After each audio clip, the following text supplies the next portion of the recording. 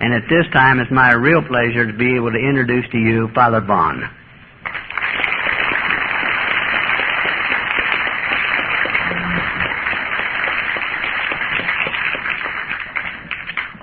The sun maketh the clear blue sky, the rose maketh the butterfly, the morning dew may kiss the grass, and you, my friends,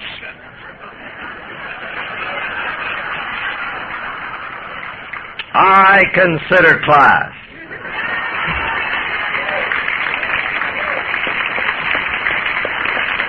Boy. Now, I really don't know. Honest to gosh, I really don't know where I am. I speak a little bit funny as if I say the word out about our house. Everybody always asks me, where do you come from? And my real home is Montreal, Canada. And they said, oh, geez, up in Canada, all they got is loose-living women and hockey players. I say, watch it, Mac. My 86-year-old mother lives in Montreal. Yeah, what team does she play for, right? But Pud picks me up this afternoon and brings me to the hotel and hands me this magazine. And I said, how many people are around here? And he tells me. I said, well, I get a little bit nervous. And here it is. This is it. It's in your hotel room. If you don't think I'm telling the truth, go upstairs and check it. Travel Post, you all got one of these? You're staying here, right? Speech anxiety common among even the most accomplished speakers. This is how you get rid of speech anxiety. Winston Churchill said that he used to calm his nerves before speaking by thinking of his audience sitting in their underwear. Now, do you know how ridiculous you look? See, I don't know what Putt was trying to do to me, but I really feel pretty secure because Putt has to get up at 4 o'clock in the morning and drive me back at the airport because I have to get back to Detroit to catch another plane to go play hockey on our hockey team, which I'll talk about. But the wives were very charitable. They went out and bought some alarm clocks. So golfers' alarm clocks, that's an in-joke, and since I'm being taped, I'm not going to explain it to you, but it's sure to work. It's a little candle that you put someplace in the anatomy, and when the candle burns down to the right hour which you've marked, the person automatically wakes up. So use your imagination. So I feel sure he's going to be up knocking on my door here, because he already had to wake me up once today. Well, yeah, my name is Father Vaughn, or Father, yeah, that's my name, Father Quinn, Father Vaughn, and I am an alcoholic, and that's why I'm here. And I really think this is a fantastically good turnout. My God, full over 500 people for your first time at this part of the state, and you're really to be commended on that. And what we will talk about is all the different aspects of AA, of recovery, and especially to the new people that are here, the people that are just in the program a short time. You are the most important people in this room, and everything I say tonight will be stolen right out of this book. In case you haven't seen this, this is called a big book, okay? Because I didn't when I was locked up in a Twitch farm, and that's how I got in AA. Because the nurse said to me, oh gosh, she was a lovely lady. I can even remember her name, but she was great. She's very talented. So this was a nut house, and talented. Hell, she played defensive end with the Chicago Bears for 8 years. And she said, the doctor thinks you should go to an AA meeting tonight in the hospital. I said, what? Me? A Catholic priest with 7 degrees and the holy oils of ordination hardly dried on my hands? Because I'd already been there. I hadn't even been ordained a year. And I said, oh gosh, I can't go there. Those drunks. Go a bunch of drunks and get help? I said, nurse, go on upstairs and have some shock treatment. I think you've had a psychotic break. And then I said, being a con artist, I said, will that help me get out of the hospital? And she said, yes, it will. I said, I'll go. I would have gone to Child Molesters Anonymous that night if I thought that was the way out of the hospital. But somebody had given me one of these books, not this one because this is the new one, and said, read it. And I said, geez, I got degrees in ontology and epistemology and cosmology. I can't read all this stuff. So I just threw it on my bedside table there in the nut house and left it there. Now, this was in Dyer, Indiana, And the alcoholics stayed in that nut house 14 days, and then they left. Now, I stayed there 6 months. And so they were coming back in for the second and third time, being carried in, and I'm still there. And they're carried in loaded, saying, "Holy cadoodle, Quinn, you're still here? Boy, you're really sick." So I went back to my room and checked in the big book, discharged from a nut house, how to get out of a twitch farm, and that's when I started reading the big book. And so that's what we're going to talk about tonight, in all earnestness. Now, there are 45 pages in this book, and here they are. Page 58 to 103. Now, if I was to go to the American Cancer Foundation and say, I have 45 pages, if the people suffering, whoever ever had to suffer from cancer, and all of the families with them, and all the human suffering, and broken dreams, and broken homes, and wasted carnage, and all the billions of dollars, I guarantee if people would live by what's prescribed there, never again would they ever have to suffer any of the deleterious effects of cancer. I could sell those pages for about, $10 zillion. Well, there are 45 pages in this book, page 58 to 103, that absolutely guarantee, on page 83, that the alcoholic and the person living with the alcoholic, the Al-Anon, I hope there's some good Al-Anon members here tonight, because it takes a smart woman to see through her husband, but a good woman to see her husband through. I always say that to get some friends, Con. But that's true. It's a family illness, family disease. Okay. But if the people will live by what is prescribed in these pages, absolutely guaranteed, beyond any shadow of a doubt, that never again would they have to suffer any of the ravages of what alcoholism is. And I'm not talking about broken fenders and turned over auto cars and burned down. I'm talking about the real spiritual ravages, the complete loss of dignity, the complete loss of self-worth, the complete loss of any enthusiasm for life, the complete loss of self-respect, the complete loss of hope, the complete loss of faith, of love, all of those things, completely, spiritually bankrupt. Guaranteed. Never again would they have to suffer those things, but they could live a very enthusiastic life. They should. Everybody should be reading these pages every day, because they're I believe, divinely inspired, and that you can read them all the time and still see something. You see, mine's been read a little bit, and I still read them, and I go, "Holy cadoodle, Vaughn, how come you're still sober? You haven't done that in a little bit of time. I haven't seen that." I underline something else. And the funny thing is, in the business, and that is my business, is in alcohol rehabilitation and doing an awful lot of AA responsibility things, which is the capacity to say yes to life. That I find maybe about 8%. See, I get a lot of people coming back to me. I run a little treatment center in Detroit that I started 23,000 alcoholics ago. So I get a lot of people coming back to me, right? And they keep saying, "Vaughn," and they're half in the bag, "I was the best 12-stepper in my group, and I had a slip. I don't know what happened, I was a slip." And now they're half in the bag, and they're saying, "I don't know what could went wrong." And I say, "Well, what's the 12th step?" And they say, "Saving other drunks." I say, "No, it is not." "Working with other alcoholics." I say, "No, it is not." "Rescuing other alcoholics." I say, "No, it is not." "Carrying the meds." I say, "That's a third of it." I said, "Where's your big book?" "Oh, my big book, I gave it to my first pigeon 8 years ago when he got out of the hospital because he needed it more than I did." So I said, "What's the 12th step?" "Well, okay." So we turn to page 60. "Having had a spiritual awakening." Goes, "Oh, geez, here we go. I knew you'd do it to me. You priests are all the same, Here we go. Bible thumping to me with the spiritual part of the program. All of this stuff." And I'm saying, "Oh, my gosh, I say, "Well, what is the spiritual awakening? Did you ever have one?" He says, "No, I looked all over for God, and I couldn't find him. I looked all over him, and I never saw him. I saw a few little green men up in the ceiling." I said, "Well, did you take your third step with another understanding person?" He goes, "What? What are you talking about?" I said, "Hey, turn to page 63. "We found it desirable to take this spiritual step with another understanding person The wording, of course, was quite optional, so long as we expressed the idea, voicing it without reservation. That means using the voice, right? The larynx and making voice. See, because alcoholics and Al-Anon and a lot of people in the world kind of like imminent action, you know. It means the idea starts in your head and it ends in your head and no one ever has to know what goes on. Kind of Secret Life of Walter Mitty, right?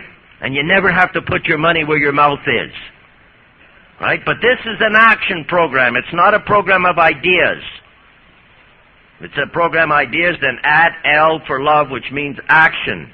And so it comes that we have to put our money where our mouth is and say, hey, this is how I'm going to live. Here's the measuring stick. And when I'm not living up to these standards, as I said I would, as they're prescribed in the internalization of the 12 steps of AA, well, then someone should be able to check me up on that. I says, I didn't do that. I said, well, did you write your 4-step? Oh, geez, don't write your 4-step. God, if you write your 4-step down, you get drunk with all that negative stuff. You know? And it's only about 13 times, you know. In dealing with resentments, we set them on paper. That's once. On our grudge list, that's twice. Referring to our list again, that's 3 times. We place them before us in black and white. That's 4 times. I said, we place them before us in black and white. I had a got drunk in my office once, half in the bag again, who said, that doesn't mean write it down. So I said, oh, it doesn't. So I let him keep talking, and then I practiced my banjo chords or something till I saw his lips stop. And then I said, you finished? And he said, yeah. I said, okay, turn the page. Next page. We set them on paper. Page 68. I said, now tell me that doesn't mean write it. Yeah, we set them on paper. Page 69. We got this all down on paper and looked at it. 13 times. It's written in here. Set them on paper. Look it down. Write it down. Oh, yeah, and here's the other one. Well, haven't taken my 4th step yet. Don't know if I'm ready for it yet. Don't know if I've been in long enough yet. How long have you been in? 18 years. Well, my sponsor said that you got to be really comfortable. Page 64. 2 words that tell you when to take the 4th step. At once. No, okay, I was saying this funny, but we're talking about life and death. You see what the problem is, as I see it, is I go all over the country doing AA talks. I just did one down in McAllen, Texas or something, you know, and I come into McAllen, Texas, and I go, hey, yippee, boys, this ever a neat spot. How's everybody in McAllen, Texas? We're okay. Well, what's happening here in this city? It's really nice. Nothing. Well, what do you do for excitement? I mean, to make life enthusiastic. Nothing. Well, do you go to AA meetings? Yeah. Well, what else you do? Nothing. Well, why don't you? We're alcoholics. Shoot them! You know, this is not a book on alcoholism. It's a book on a way of life. To be a better way of life. You know, when we drank, we thought, boy, that was really where it was at. You know what I mean. You couldn't dance worth a darn, but you had 3 drinks and you made Gene Kelly and Fred Astaire look like they had, total paralyzed, right? Very shy with the girls and 3 more drinks and you were throwing more passes than Joe Namath ever threw in a football career. Couldn't drive, 5 drinks, you drove the car like Parnelli Jones, geez, easy. Now, even after I was ordained, I had a bottle of Hagen. I preached a sermon, I'd make Fulton Sheen look like he had a speech impediment, right? Everything worked better. Everything. Well, we really wrote a symphony that's proved, which Mozart wrote one without a soul, and boy, it was all great. Then the funny ha-has turned into funny peculiars, and the funny peculiars turned into darn tragedy, and the bottom fell out of our world, and now we have sobriety, a gift from God. And I really mean that. I don't know of one person. I live in the 3rd largest county of the United States of America, Wayne County, where 0.88% of the alcoholics are getting help tonight. That means 99.2. are continuing in the progression of the worry and the anger and the self-pity and the depression and the lies and the hostility and the hate and the revenge and the total stripping of any spiritual values, total stripping of any sense of dignity, of divine origin, of fun, or of anything. And how come you and I are in this room tonight? Because of some great thing, I don't know, great idea that we had, that I ever said, Vaughn, you better stop drinking? I never said that in my life. They locked me up. Now, I'm a religious Catholic priest of an order. That's much, that means you got a father provincial, a big provincial. If he says, Beirut, you go. So he sits me down. It takes me 8 years to get ordained as an Oblate Father. It's 363 days later. I was just getting ready to celebrate my first anniversary when they nailed me. And this guy sits me down because all my friends went to him. And he read out this tremendous act of all of the things that I had been doing. Now, poor Father Koozie Bear, he's a big guy, right? I used to call him Koozie Bear, Father Kushno. And he's reading this thing out, and I can see the palpitation of his heart. He's almost in white shock, right? For a religious priest who's only ordained a year, and this is what...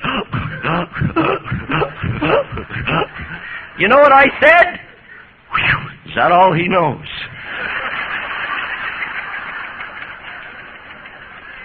Those amateurs all go to bed at 2 o'clock in the morning. They didn't know what went on after that.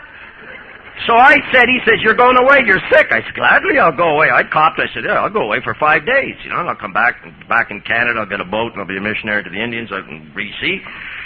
I stayed away 57 weeks. Not by choice. They just didn't unlock the door. Huh? I never said, hey, I think I'm drinking too much. Hell, no, there was nothing on it. When they locked me up, I said, my parishioners they're just a little overreacting to my apostolic zeal. They don't know the fervor I have to stay out all night. We had a brother wake us up. I used to meet him every morning. A little walk before breakfast. I'd go up 4 days straight. It was great. Now and then the tragedies happened, and now we have sobriety. You and I have sobriety, and the Al-Anon families too. And the Al-Anons have a freedom, happiness, peace, and serenity.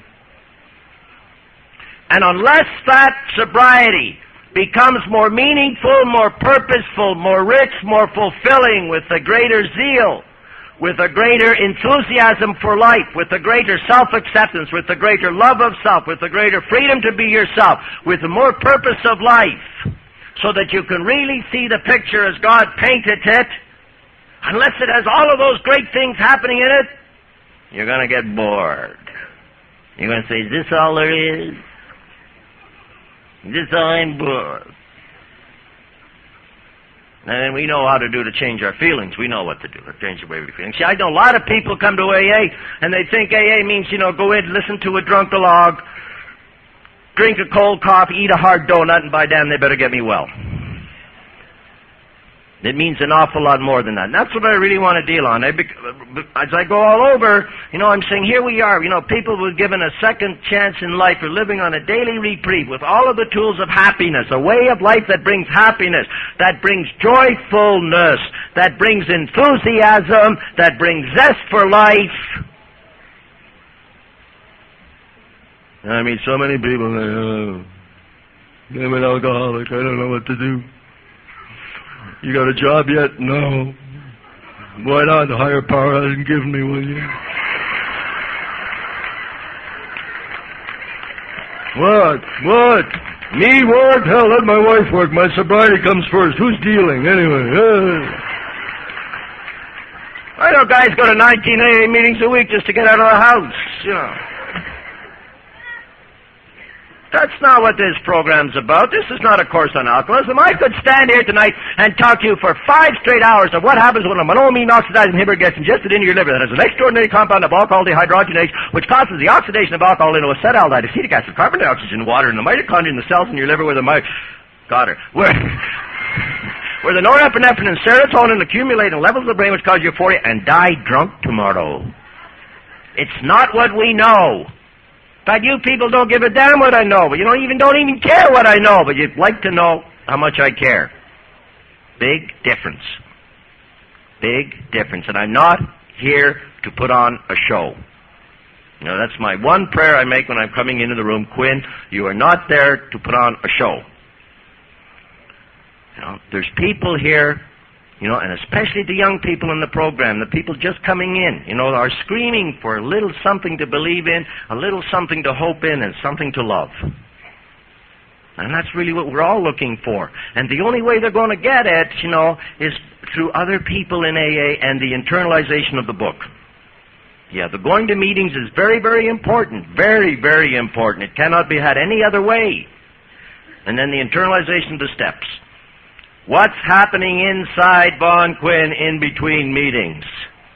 What does this step mean to me today? How about brutal honesty with self? How about seeking what God's will is for me? And that's what I want to talk about. Now, what alcoholism is a conflict between behavior and values in the drinker. Is there a conflict between the alcoholic's behavior and the values in the drinker? All right? Now, just to identify, I'm not going to bore you with my drunk-a-log because it's very, very dull. It took me 8 years to get ordained as a Roman Catholic priest in the Oblate Fathers. 2 days after I was ordained, I was called to say Mass at St. Mary's Hospital for the repose of my father, who had died in 1955. He was the chief surgeon, physician, obstetrics, gynecology for 26 years. Jack Quinn, son's ordained a priest. Go to the Catholic hospital, everybody shows up. You know, 83 nuns, 5,000 people, a bishop, everybody showed up. You know, everybody kissing your hands because you're a newly ordained priest. All of that stuff was going on then. And a day later, I go out to play golf.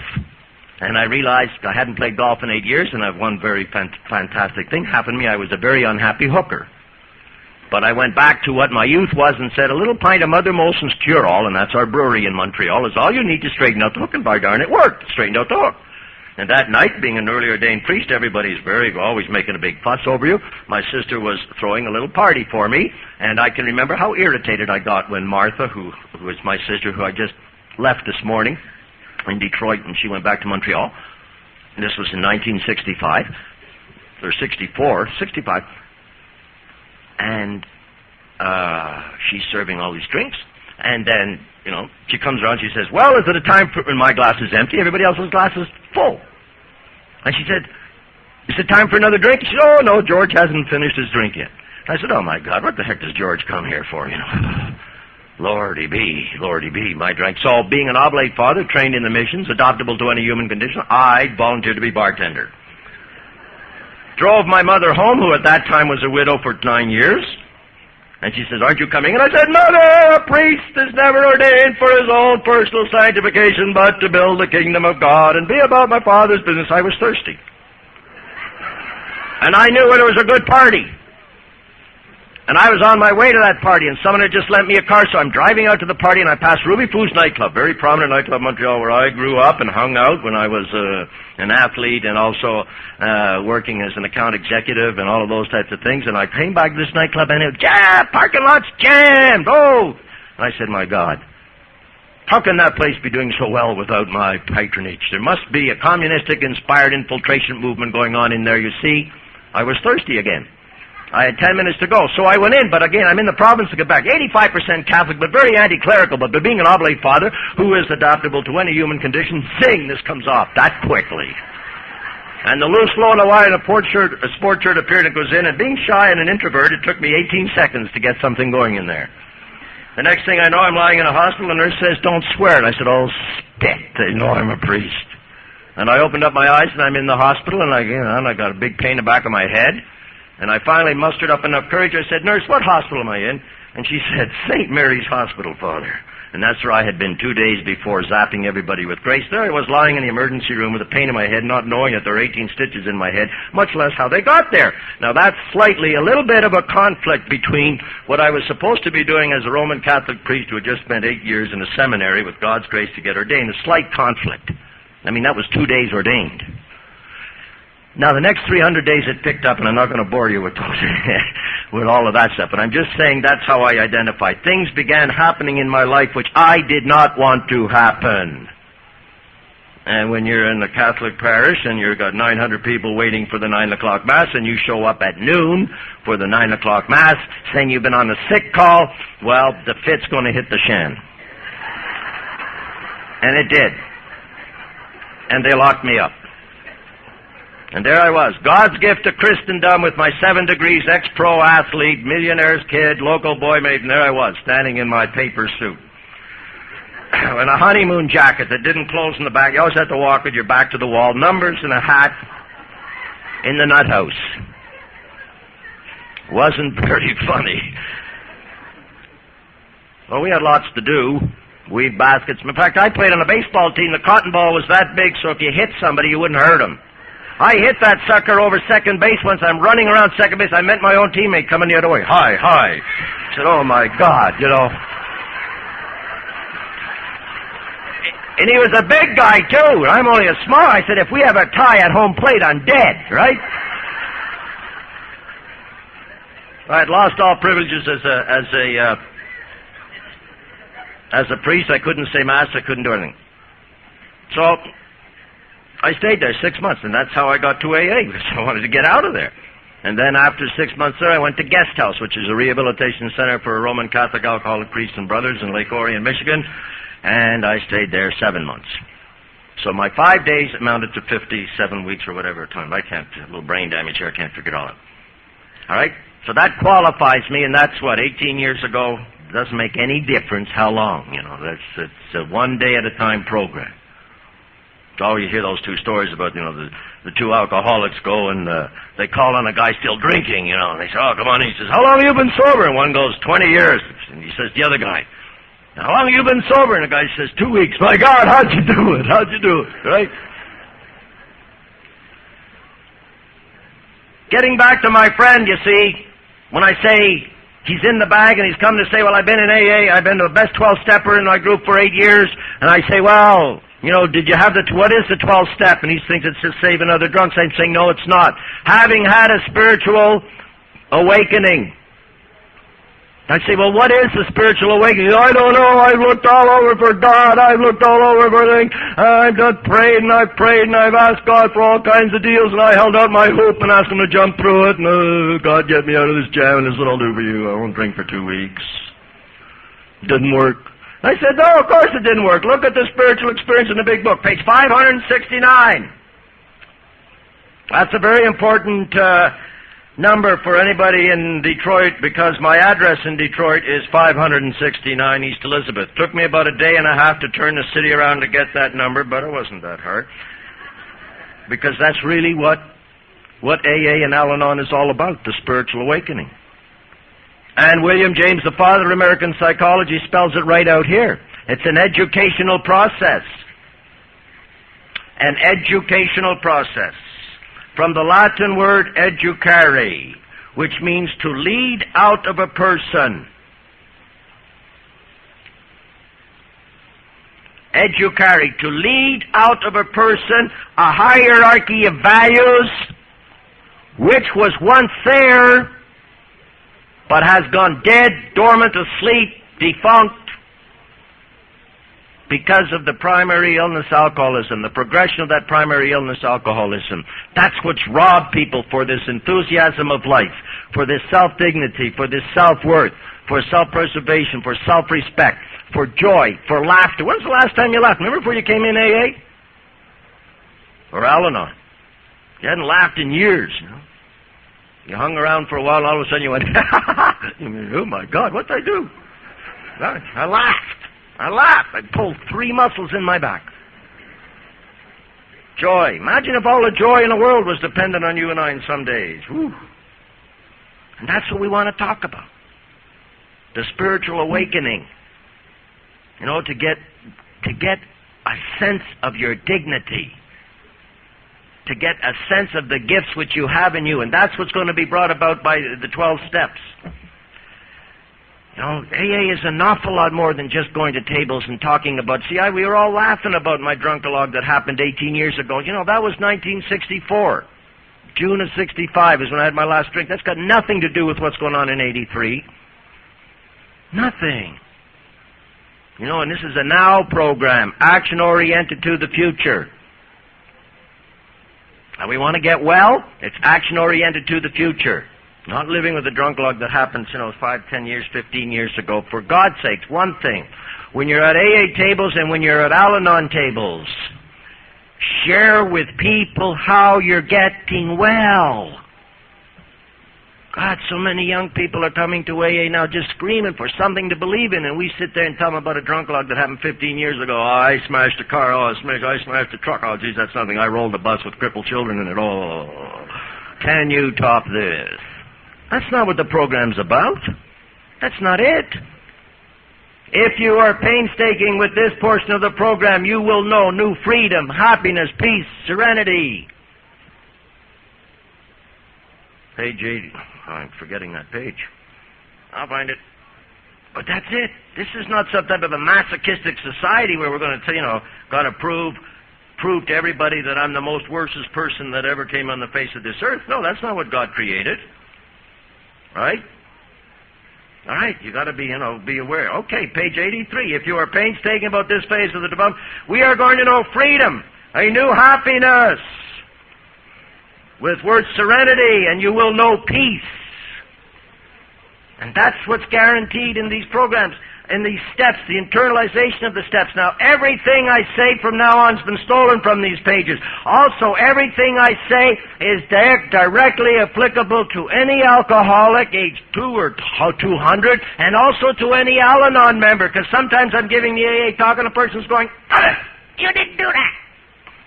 You didn't do that. Shut up. You practice your program, I'll practice mine. You take your inventory, I'll take mine. It's your program, then do it your way."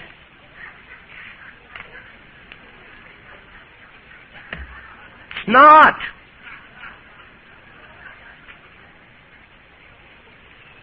Some people pick up the book and they read how it works. Rarely have we seen a person fail who does whatever the heck they want with this program. Only taking to heart those things that are going to be convenient, fitting, and pleasurable for them to do, and of course casting aside anything which might demand a little pain or a little discipline or a little growth. They're sure to get well. Let it all hang out, be comfortable, and enjoy yourself. It doesn't say that.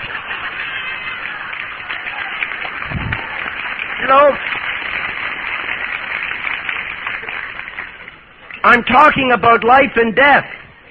I am, and it's your life and your death, and it's very, very serious to me. It's the most sacred thing that God's ever given me in life, and I'm putting it in those terms because if I have to tell you the real story, we'd all be here wallowing in the morals of self-pity, because I see, with 23, my place has, over 200 beds in it. My place. Geez, listen to that, The place which I am the director. But then I got 165 people working. They do the work I play. But I see death every week.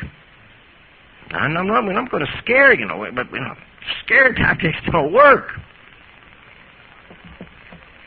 Doesn't say that. It says, rarely have we seen a person fail who has thoroughly followed our path. Our path. There is a way of getting well and enjoying it and having fun and joining the party. I don't mean in the sense of a hilarious, knee kafaffing, knee slapping, belly laughing 24 hours a day. No. But things start making sense in life. There is a reason to live and a reason to die. And it's brought about when it's sure it's an individual program, sure it's a selfish program. What that means, if Vaughn Quinn is willing to do the things that are prescribed in this program, go to meetings, read these pages, internalize them every day and say, hey, what does that step mean for me today? What am I really doing about inside? What's my vision of life? How am I relating to other people? The word morality means a journey of recovery in relationship to other people. That's what the fourth step is all about. And I'll talk about that. Doesn't mean that because I'm a priest and because I got all these degrees and because I'm a director of a large center and because, I'm the star of the Flying Father hockey team and because I, do all kinds of, I have 6 fire trucks, 3 St. Bernard dogs and, my God, I don't have to do that. Well, I did that in the seminary. I don't have to do that. Well, I did that in the hospital. Don't have to do that. Well, there's nothing for me to do. Go to the meetings and wait for other people to talk. That's the loser. The loser at the table goes to the meeting, the winner goes and listens. A loser waits for his turn to talk. Straighten these people up. All right, so no, I'm not here just to do that. Really, it's your life, because I fly home tomorrow, bright and early, and I get my hockey equipment, and away I go to Bloomington, Illinois. No, I'm not here for it, but it's your life, and it's very, very sacred. It's the greatest. You are an irrepeatable mystery of God's creation. The Magnalia Dei. And the tragic thing, the most tragic thing is you don't realize it. You don't know it and you don't believe it. If I was to give you all a piece of paper and pencil right now and say, write me 10 good things about yourself, the saddest thing in the world? There'd be somebody here at dawn tomorrow morning going, oh, I got 3. I got 3. Does making my bed count? Yeah. 4! Yahoo! I got 4! Is that what life is about? Is that what life and loving and living and laughing is all about?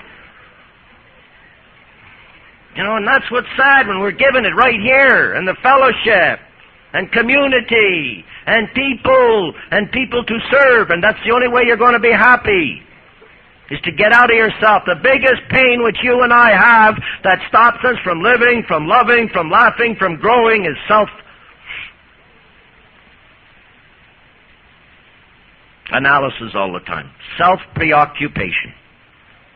Self-preoccupation. We become so preoccupied with our own little world, our own little world, and what's going to happen to us, and me, and I. Poor me, I, and we forget. We forget about everything that's going on, and we can't get out of ourselves anymore, and we just get so turned in. And so that's what the steps are for. So that we're going to be able to come alive. That there is hope. That there is joy. That there is fun. That there is a reason to live. That there's purposefulness in life. And that's the only thing I'm trying to, and you can find it right here. And then practice these things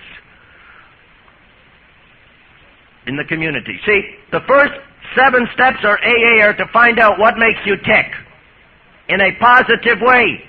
Not, just making my bed count. No, you all have, irrepeatable. How come? All of the psychologists today tell us we only develop 10% of our capacity to hear the beautiful music that is around us. We only develop 10% of our capacity to see the beauty that is around us. We only develop 10% of our emotions to respond in a positive way to the situations in which we find ourselves. We only develop 10% of our capacity to love. We only develop 10% of our capacity to laugh, to live, to suffer with a purpose. How come? It means 90% of it goes undeveloped.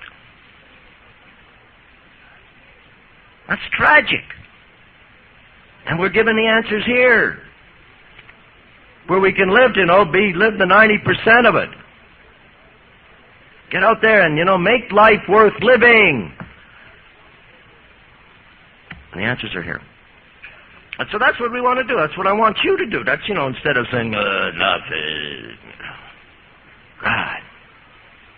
The whole AA program is built that way, the first 7 steps. What makes you beautiful? I do AA retreats. I'm going, as soon as I come back from the 3 hockey games, I take off again the very afternoon and go do an AA retreat. 71 people. And here's the 4th step for those people. What makes you enthusiastic? Answer that. And you'll find out. What's life about? The whole thing in AA is to find out what makes you enthusiastic, what makes you beautiful, what makes you lovable, what makes you nice to be around, what makes you fun, what makes you good things in life, so that you can practice the other 5 steps, 7 to 12, which means go back into the community of your marriage, of your relationships, of your workplace, your enjoyment place, your leisure place, whatever, and share with other people. Relationship to other people.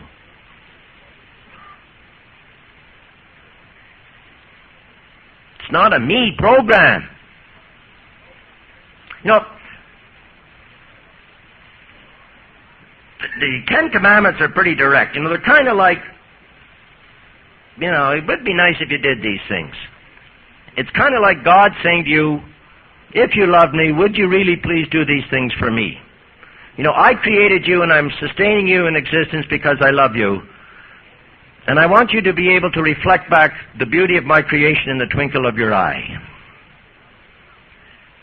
And give a little credit to your mom and dad because, you know, they're the only ones who were around when you had to come into the world and they didn't have a whole hell of a lot to work with either.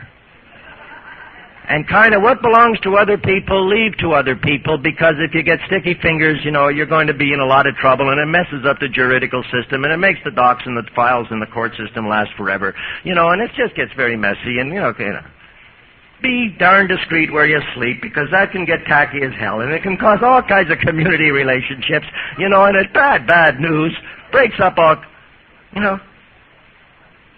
But this is a lot more direct. A lot more. This is a matter of life and death. I kid you not. People keep saying, oh, you know, well, how do you do it? There's no muss in AA. And I go, what? Page 62. We alcoholics must rid ourselves of this selfishness. We must, or it kills us. There's 2 musts in 2 lines. And we have to have God's help. There's 2 musts and 2 lines.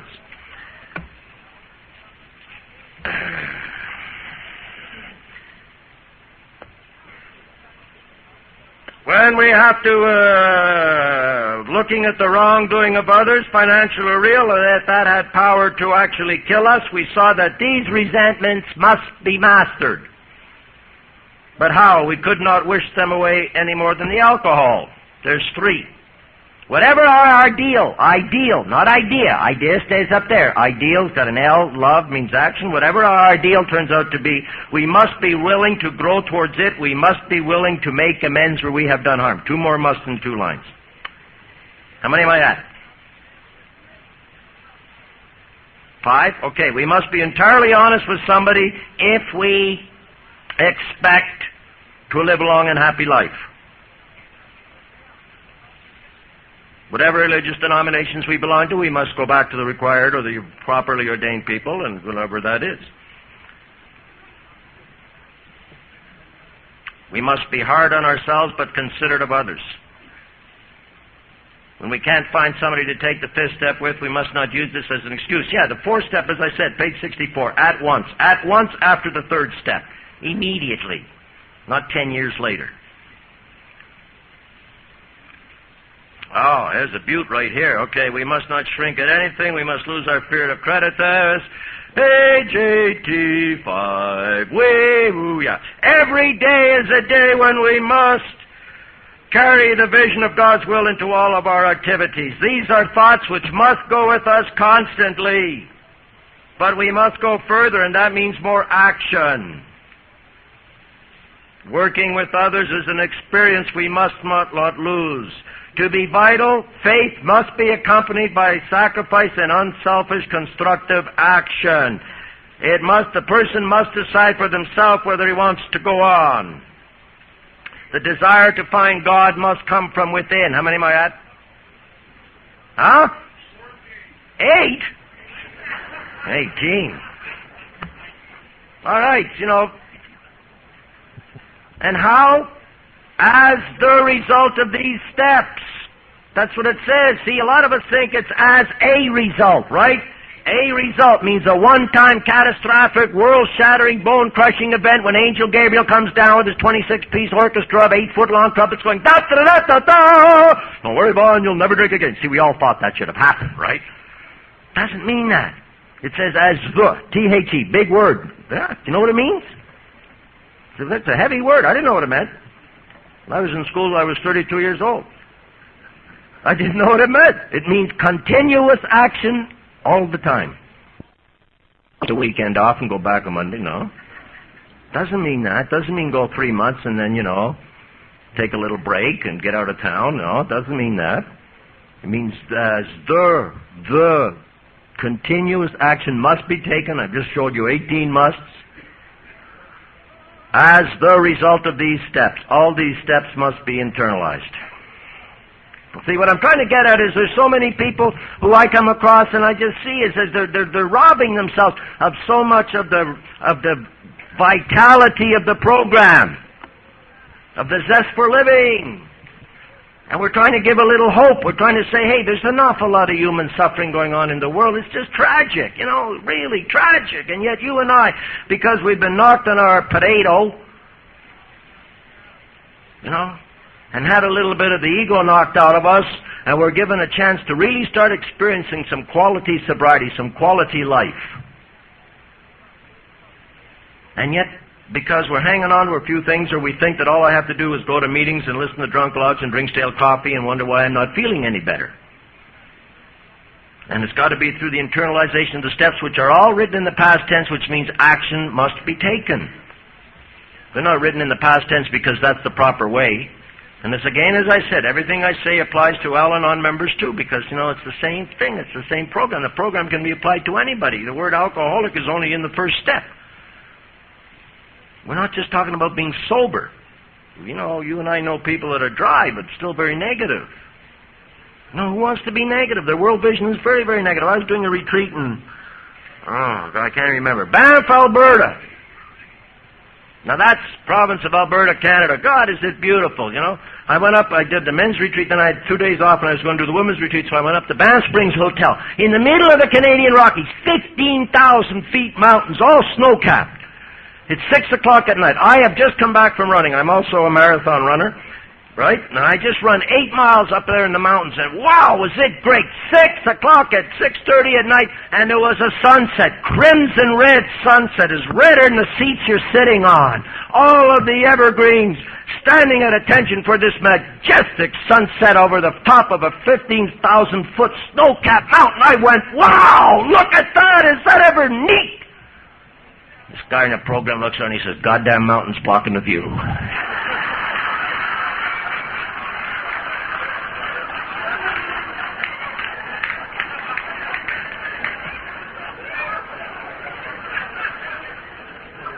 Thank God that we have the capacity to laugh at ourselves, but that's you and I.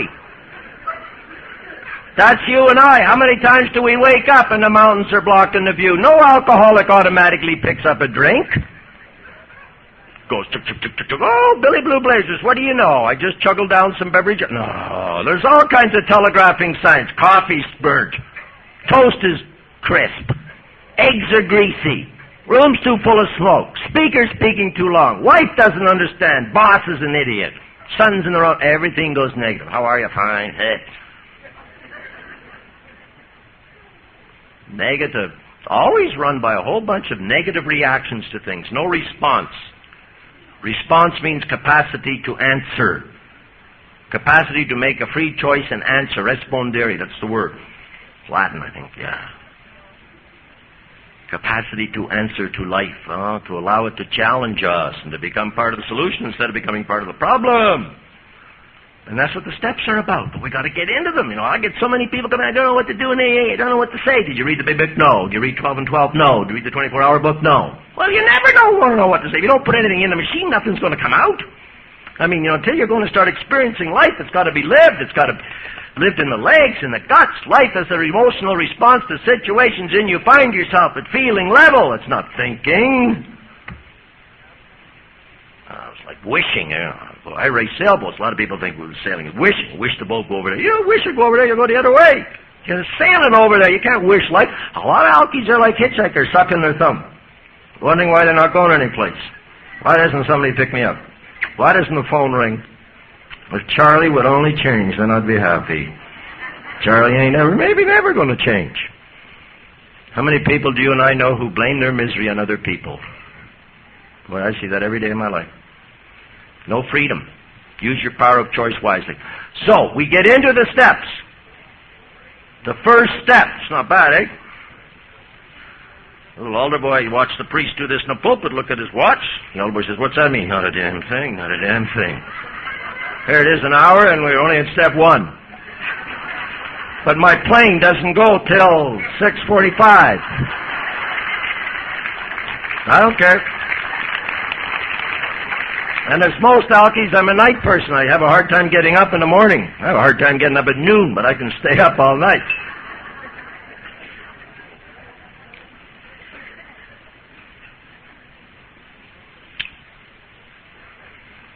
Most people's problem is they cannot love themselves. That's you and my problem. Carl Rogers, father of all American psychotherapy, he once said, hey, that's the problem. People cannot love them. And I don't mean standing there going, mirror, mirror on the wall, who's the fairest of them all? You are, you devil, you. Oh, no. Don't mean that. But be aware to the gifts that God's given you, the irrepeatable mystery of His love. If He was to come down right now and look in your eye, would He see the beauty of His creation in the twinkle of your eye? No. You're the only one who can change that. Now, if you had $1 million, it wouldn't make it. And people say, just try me, though. You know? You'd be miserable. So the best way of finding out happiness in life is finding out all the things you can live without. Because in some way we become a slave to all the toys, things we put around us and everything else. And so that's what the program is about. This is a positive program. It's not a program of self-flagellation. Oh, boy, I'm really going to make up for the times I goofed, you know. Jansenism was a heresy in the Catholic Church. 1505, wrote Portway Alfred. The more miserable I am, the closer I am to God. Some people still believe that. I must be a saint. Everything's going miserable. God really must love me. I'm miserable. It's not what He put you here for. His will for you is that you be happy, that you be joyful, that my joy may be yours and yours may be full. If it's not, how come? You have to take responsibility for your life. That's another great thing that's going on these days because of B.F. Skinner and Watsonianism, and all that means is that there's nothing I can do to change. The worst thing you can do to a human being is to take away their self-worth. The second worst thing you can do is to take away their capacity to change. So we're all changing. We're not the people we were even 2 weeks ago.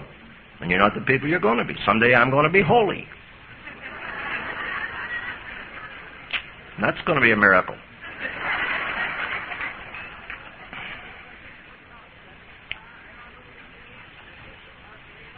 And so we deal with the first step, and everybody keeps saying, boy, I got to admit I'm an alcoholic and run through all these terrible things. No!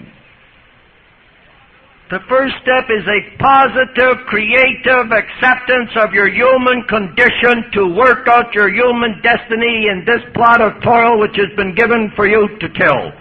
Positive, creative acceptance of your human condition is the fact that you are an alcoholic, is the fact that you are a member of an Al-Anon. Is that a positive, creative acceptance in your life? Does that make life more creative to make things? Does it make it more positive? You got to ask yourself. You got to ask yourself. You really got to sit down. Take a little time with yourself and say, am I happy?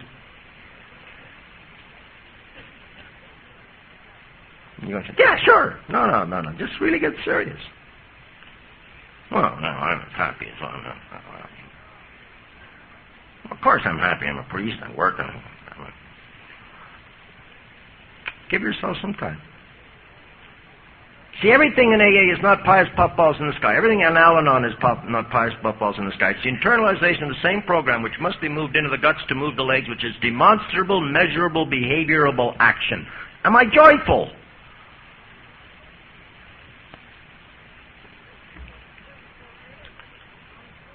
Positive, creative. Okay, before we came in the program, just look at two columns here. Tivo, the psychiatrist, first friend of Alcoholics Anonymous. Before the act of surrender, I felt irritated. I felt pushed around. I felt ashamed. I felt guilty. I felt bitchy. I felt ill at ease. I felt negative. I felt remorseful, faithless, unworthy, no self-worth.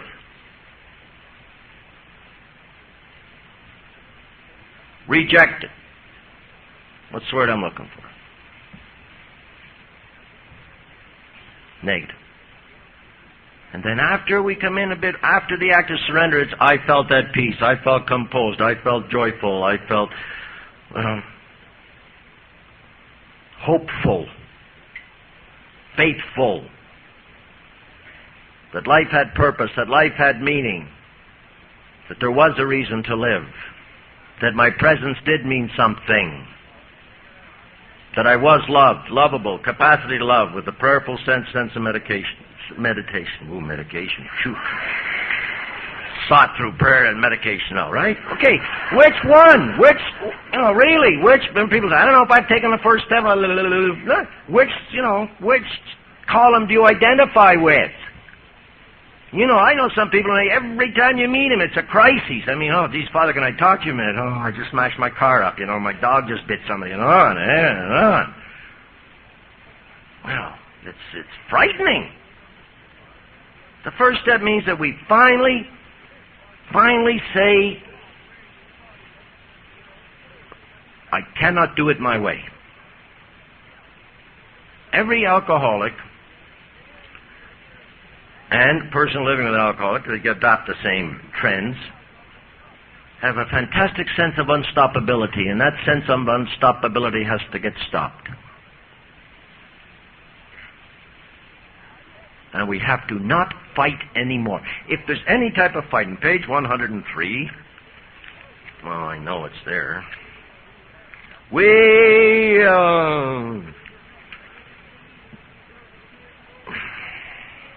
Oh yeah, it is. Besides, we have stopped fighting anybody and anything. We have to. No more fighting. If we're still fighting, we're still trying to claim our own superiority over it. No more fighting. But there's got to be an act of surrender, which is a positive thing, so we can start seeing things positively. Listen to this. Everything that hits your gut negatively, every negative emotion that you and I have, and I got plenty of them, means we're perceiving reality wrongly. And we have to have the growing upness, at least the capacity to grow. Now, you're not going to like this, but all growth demands stretch marks.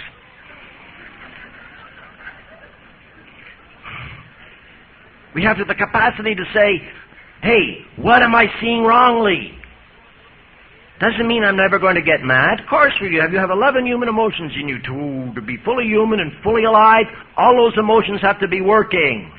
And sure, you're going to get mad, but you can't get mad at somebody else. How many times have you let mad at people and let them live in your head rent-free? And lose sleep over it? And beat up the kids and kick the dog, and the dog goes, bites the cat and all that stuff. The cat chases a rat and because someone's living in your head rent-free. You know what he did to me?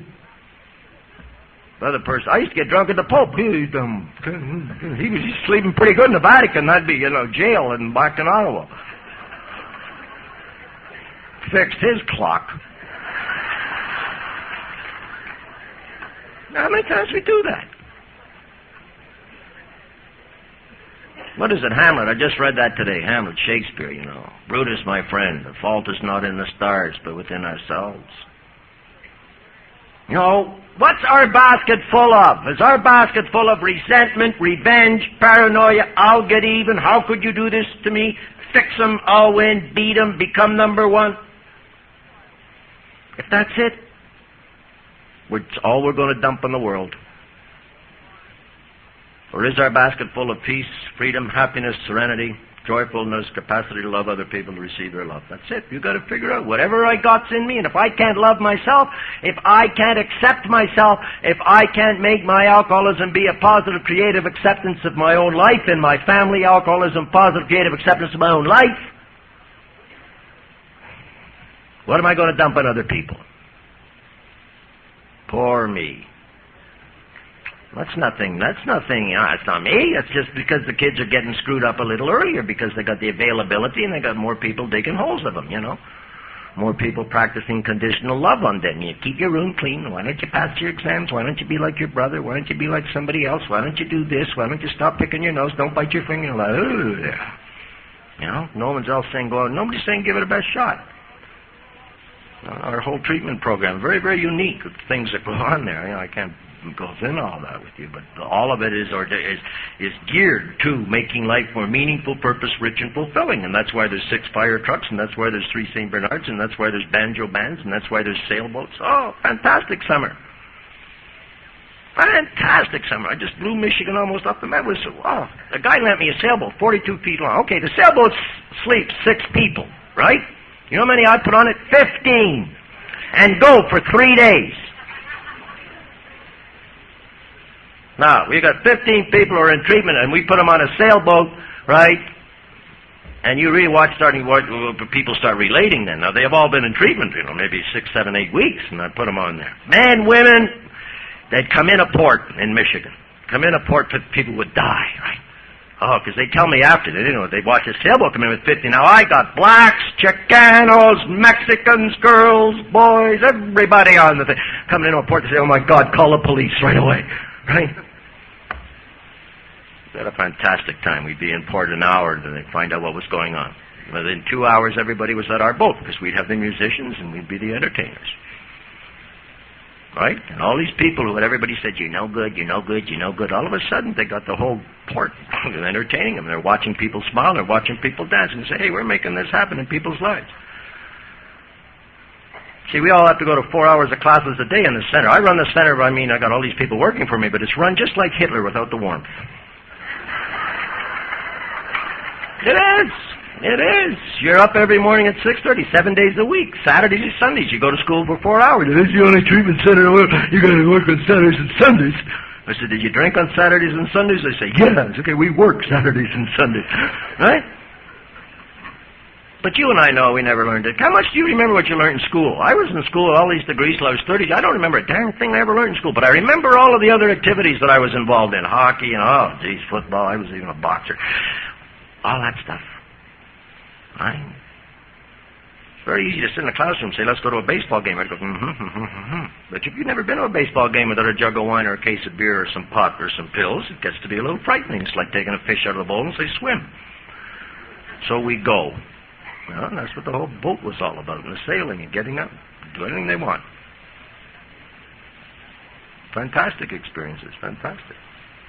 Put the pedestals there and people start getting on them. Is life more meaningful because of the fact that I'm an alcoholic? Have I got the first step? Am I going around saying, I'm an alcoholic, oh, geez, bad news. Wake up! It's a program of attraction, not a scare tactic program. Oh, kid, you're lucky, boy, that you got in the program when you were 23. You never even know what suffering is all about. I spilt more in my tie and you ever think, that's crazy. These young kids have been to hell and back much more than I ever have to suffer. Lordy, lordy, lordy. And that's it. You know, kids coming away, hey, screaming for something to believe in, hoping for something to believe in, you know. And what faith is at that stage in a person's life is the belief in the experience of other people. Put your feet under the table, count up the hours, the days, the weeks, the months, the years, the decades of sobriety. That works. And all he needs is give me some of this faith. And if he sits down at a meeting and somebody says, hey, you haven't even suffered yet, go back out and qualify.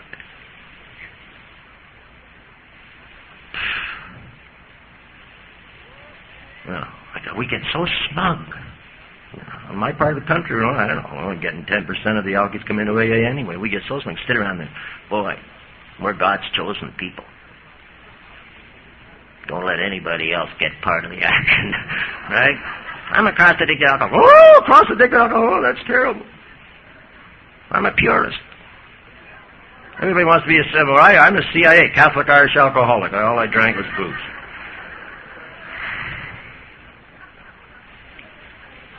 Is life more meaningful? You know what the whole spiritual thing is? That you and I develop in AA and in Al-Anon enough solitude, enough self-worth, enough self-love, enough self-dignity. Take the time through the internalization of these steps and prayer so that we develop that solitude within us that you and I can accept the stranger coming as a bearer of gifts. That's a spine-tingling phrase. And it's easy to say. The words just kind of roll off. look around you.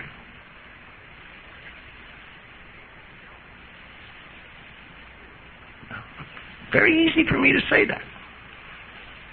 But to practice it, maybe it's the 3rd, 15th, 20th time the person's coming at me. Maybe I've given them my best shot 17 times. What are we supposed to do? How many more times do you go?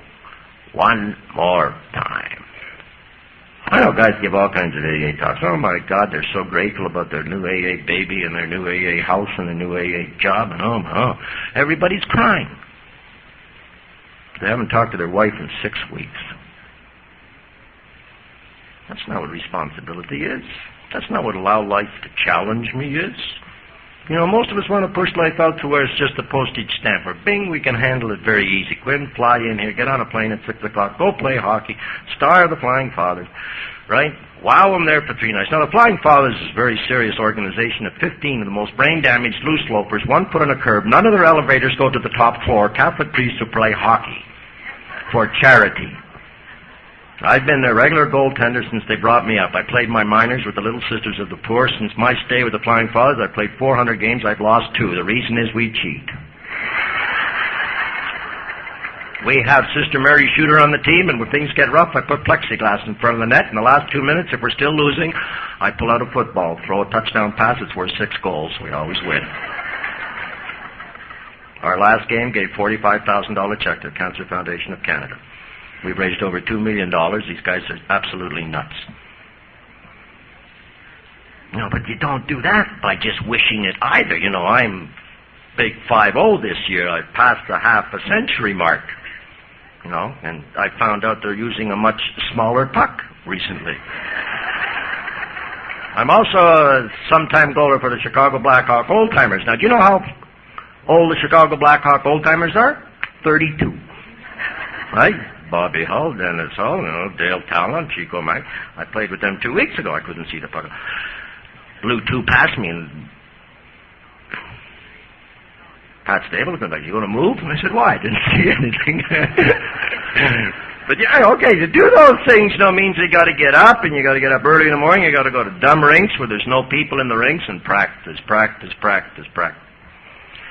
Now, I'm an alcoholic, and my caliber of play is directly proportionate to the number of the people in the rink. When there's nobody there, I couldn't stop a beach ball. But when there's 10, 12,000 people in the rink, well, the adrenaline gets going, and you eat it instead of letting it go by you, right? Very, very simple. This year we go to Europe. Now, I've never been to Europe. The last time they went to Europe, they lost 4 priests. They've never found them yet. Right? We rig it so we can play all our games immediately, and then boys take off, and the skiers go skiing, and, drinkers go drinking, and the prayers go to Rome. And somebody said, yeah, nobody's going to Rome, eh? Right? Fantastic guys. And we don't live in the same city. Everybody lives in, so we only meet in the dressing room before the games. Raised over $2 million for the game. What are you going to do? You want that type of reaction in life, and I get a lot of good pluses out of that because I'm openly identified as an alcoholic. I was playing in Duluth, Minnesota last year, and I got a letter. Father, I've been in AA for 5 years. My son's 14 years old. He has never talked to me since I've sobered up, and he thinks his mother is a drunken slut. And he's never been able to relate to me, and it's been very tense. But by God's providence some way tonight, he became the friend of the stick boy for the Flying Fathers, and we always pick kids in the neighborhood or in the rink to be our stick boy. And he came home that night, and he gave me a big hug, and he says, gee, Mom, it's really okay. You're just a drunk like Father Quinn. I get all kinds of stuff like that happening. Because when we're not on the ice, then we have to be in hospitals and schools. And my bag is mostly being in detox centers and things like that. Is life more meaningful, positive, because, are you going around saying, nothing? That's what it's about, Faith means do the action first. I find so many people, oh, God, help me, do this, do that, God. And they hold up a hoop and say, God, jump through this hoop and then I'll believe you're around. God, you prove to me that you're really involved in my life, and then I'll start believing in you. And it doesn't work that way. The anatomy of faith is do something first, and then it will happen. That means get out of the driver's seat. Your way doesn't work. Take the faith, the belief in the experience of other people. Keep going to the tables. Start believing in God. That means you start doing some action. If you don't want to do the action, nothing is going to happen. All of those steps, again, in the past tense, because the second step depends on the action of the first. Third step depends on the action of the second. And the action of the third is found in the fourth all the way down. But if we're going to sit back in our critical way and say, prove it to me, we can't prove it to you. I can't prove faith to you, and you can't disprove it to me. But if you think it's the same as putting a piece of toast in the toaster when it's plugged in and think it's going to pop up in 2 minutes, or that it's like a calculator problem where you don't have to have any faith at all, no. You've got to have faith. You've got to take risks. You've got to come out of yourself and get rid of the self-preoccupation and say, hey, I'm going to start forgiving people. I'm going to start liking. I'm going to start loving people. I'm going to change. I'm going to do some positive things. I don't know what's going to happen. I don't. Nobody has needed. We don't have any proofs. We don't have any guarantees what's going to happen. But if you keep sitting back and saying, I gave up an ounce of love and I got hurt, so I'm never going to give up another ounce of love again, you're dead. I see that happening. It's really tragic. You know, who the heck are you or who the heck am I in life that we don't have to take a few knocks, you know? And the knocks that we take is somebody really trying to get our attention, you know, to make us grow up and to live a more meaningful, purposeful life. Don't get geared in on the negative. I'm the last guy in the world that says go around looking for a cross. You don't need to look for a cross. You know, we all got enough of them. But, you know, there's a sense to that thing. There's a sense to even some of the trials that we have to go through, which get us out of ourselves, kind of knock the omnipotence out of us. There's that little selfishness that we brought into the world. You know, I'm king, Majesty the baby. You better do what I say. Why do we get mad? Every time we get mad when somebody doesn't do exactly what we tell them to do. Faith, you know, even in my context as a priest, you know, Christ never performed one miracle on the face of this earth where people didn't demonstrate their faith in Him first. You know, in front of Herod, in front of the Sanhedrin, in front of Pilate, even in his own hometown. Now, you'd think the kid would get some respect in his own hometown. You'd think Roger Dangerfield had problem, eh? Here, Christ has been raising the dead, the blind see, the lame walk, the deaf hear. Comes back to his own hometown, they go, he's only the carpenter's son. They didn't accept him as the Messiah, or as the Redeemer, or anything. And know what he did in his own hometown? Zippo. Nothing. Nothing. When his own life depended upon it, nothing. Upon say nothing. Where people demonstrated their faith, yeah, he did things for them because he was moved in human suffering, compassion, compati, to suffer with. Not to impress, but he identified with their suffering. There's nothing on the face of this earth that you've ever suffered or experienced that God has not experienced either. But where they demonstrated their faith, he says, pick up your stretcher walk, open your eyes and see, jump in the pool, get healed, lame walk. Okay, but if you and I here in 1983 say, prove it to me, get my computer out, and if it doesn't work out, I'm not going to do it. We're going to be losers. We're going to be losers. And so we have to get out of ourselves. That means we've got to take a little faith. We've got to start believing in what people tell us. You know. Someone says, I love you. You can't prove that. Yeah, prove it to me. We know how to prove it, man. Drift, they make. You can't prove that. You got to accept it on faith. But in our world, we have measurements. We want to measure everything. You know, I'm involved in professional athletics. We measure everything. You know, everything's on computer. Who made the most tackles? Who made the most runs? Who can run the 100 yards? Brrr, boom! This is the guy we need. Might be a complete idiot, but don't care. Boom! The statistics say this is the guy we need. Third step. Where am I at? Am I at an hour and a half already? What's your watch say? Huh? What?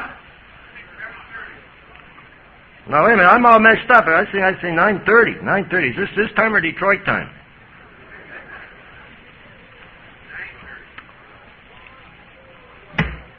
God wants you to be happy. Boy, I can't get that. You know, and I'm going to give you a real deep theological mystery now, and people are not going to believe me. God cannot get mad. We're on the tape recorder, okay? God cannot get annoyed. God does not get ticked off at you. God does not get revengeful. God is not going to fix you. God is not going to get back. None of those things. None of them. The only thing God can do is love. The only thing. Now that sunshine is there. Now if you and I want to walk into the barn, back into the deep, dark, damp, dismal dungeons of despair, that's our own free choice. And I do it plenty. And blame other people. But His sunshine's there.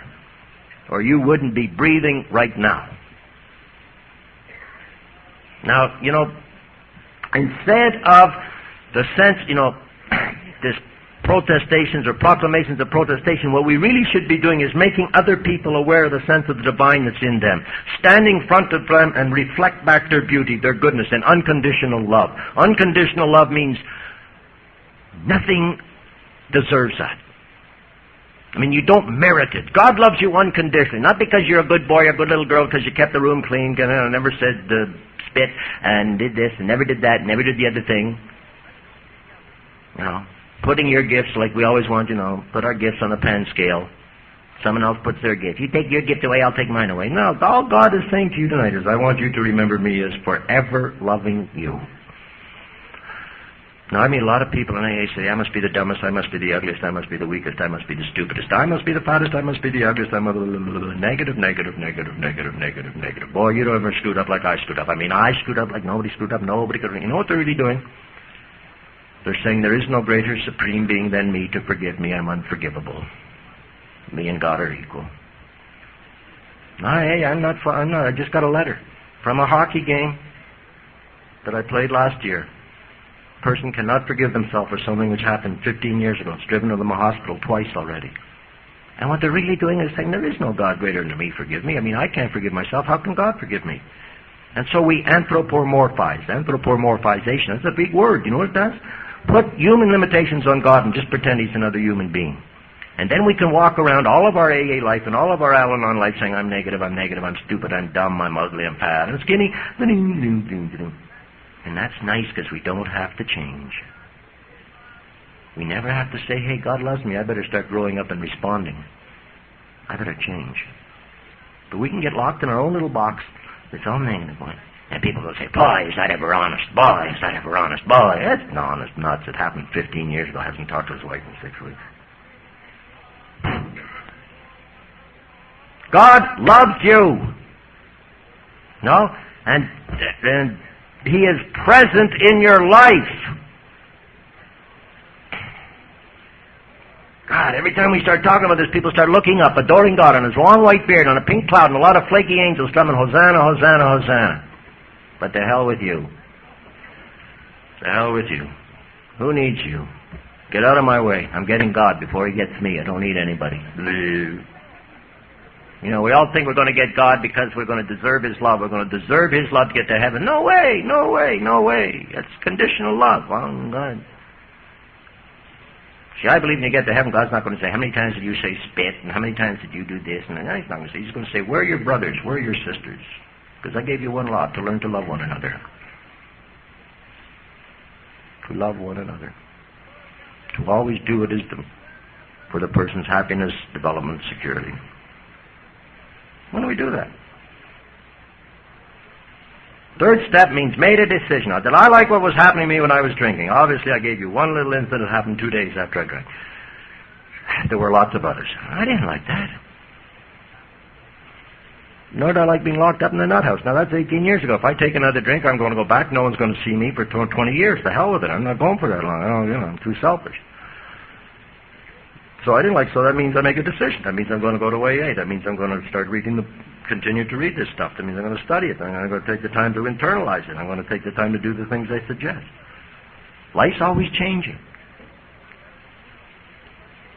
To turn our will and our care over to God, and then somebody always, they want to hold the hoop up and say, God, get me out of this scrape, get my job back, and then I'll start believing in you. No. God's will for you is that you be happy. God's will for you that you use your freedom. God's will for you is that you beware of those good things in you, that you get a piece of paper and pencil and you are able to put 10 good things down without... Now, I've never met a person go farther than 3. Sometimes they get to 5 and then they scratch them out, right? Because they won't talk at AA tables about those things. People won't talk about AA tables about, the good things that are going on in them. about gratitude and appreciativeness and love and thankful for the people in their life and thankful for what God's given. Maybe talk about some honest things, like maybe they're a little lonely at times. They're kind of scared. Because that's being weak. I mean, it's not macho to say I'm scared. Right. Always got to be General Bull Moose. So we put God, like another human being, and we say, oh, well, after all I've done, he really can't do too much. That's anthropomorphization. That's limiting. That's not God. See, God is other. You've got to accept that. Right? Not us. And he is deeply involved in the things that go on in your life, or you wouldn't be here. And especially as members of AA and members of Al-Anon, he has touched you. Now, you might have all kinds of reasons why you're here. Well, after maybe 10 years, you'll start figuring out how come you're really here, Judge, your wife, or boss, or kids, we all got those other reasons, right? Took me 2 years before I could even talk to the guy who locked me up. Now, I thought he was picking on me, because I knew other guys had worse records than me. He was just picking on me, right? And then I finally got the picture. Maybe I'd call him now. I called him June the 16th this year, and I think that was the 16th year in a row I've called him. Say, thank you, Father, for what you did. I now appreciate that, because I know it wasn't easy. And nor did you have any, guarantees of what was going to happen. But because of the fact that you did that, and God's grace and the AA program, there's been 23,000 other people who have been given an opportunity to live a meaningful, purposeful, rich life. God's not some boogeyman. Well, he's a Father who loves you. All I want you to do is remember me as forever loving you. So many people live in fear. I sit at AA tables, people say God seems so inaccessible because they're still looking up there. You want to see recreated lives, you want to see recreated hearts, you want to see God's work, start looking into each other's eyes. Instead of the yeah but.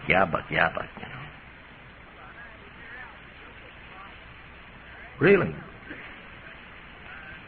The most important law of the human mind is this. Appreciate somebody and that person will become greater to you.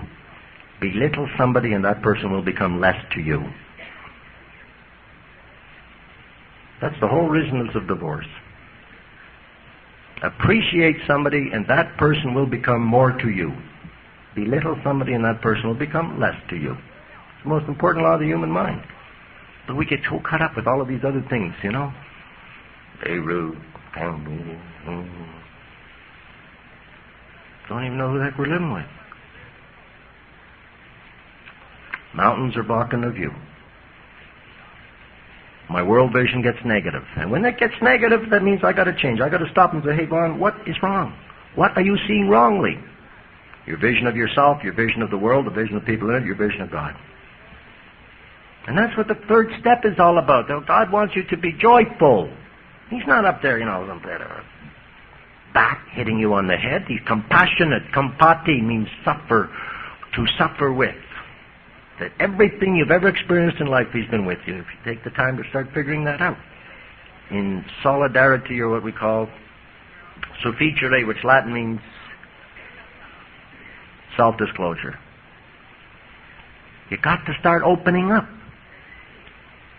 You got to start, being really honest, in your relationship to God. Martin Luther gave us the great, insight. When you're praying to God, don't lie.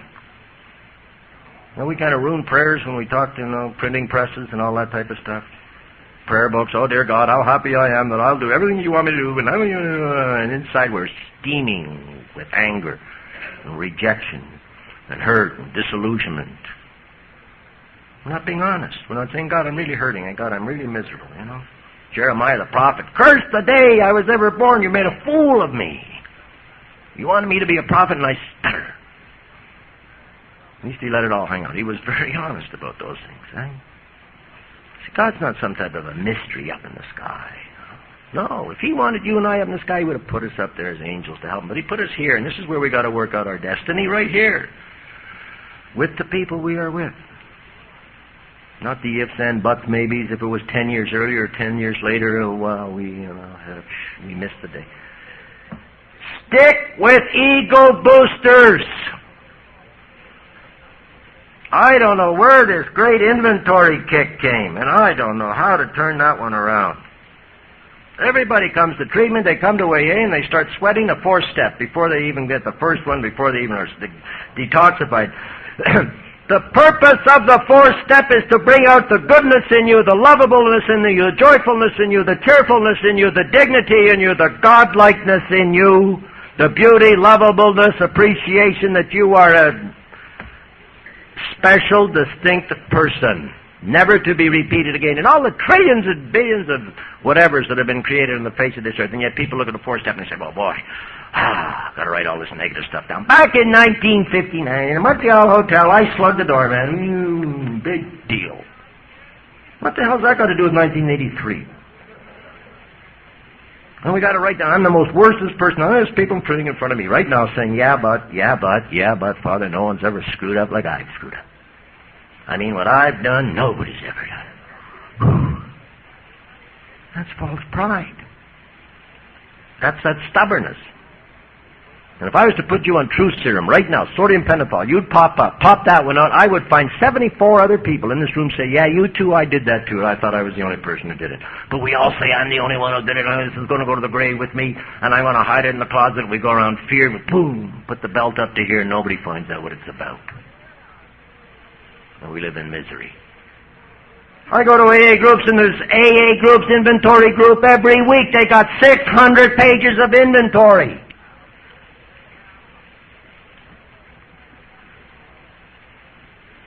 Why did I get up this morning?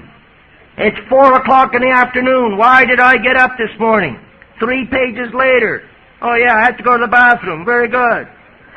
They've missed the whole day. That's not what this program is about. I mean self-analysis for the purposes of self-analysis. Self-introspection for the purpose of self-introspection will tell you absolutely nothing about yourself. Keeping a diary will tell you nothing about yourself.